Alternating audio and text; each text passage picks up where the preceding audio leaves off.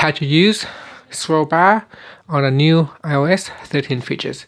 Now when you open up a web page, you can go up and down. If the page is really long, you can see on the side here it appears there is a scroll bar, but if you simply just try to drag up and down, it won't work. So what you need to do is long press on it, and you can see once I start to long press on this scroll bar here, you can see the scroll bar will become thicker. So I'll try it again.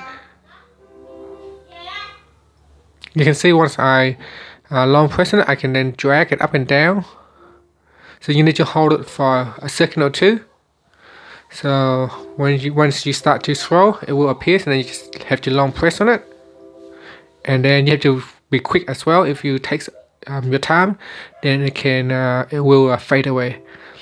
So you can see here when I try to scroll up and down, then I just tap and hold.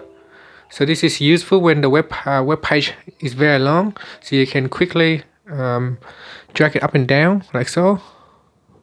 So that is the new scroll bar features on the new iOS 13. Thank you for watching this video. Please subscribe to my channel for more videos.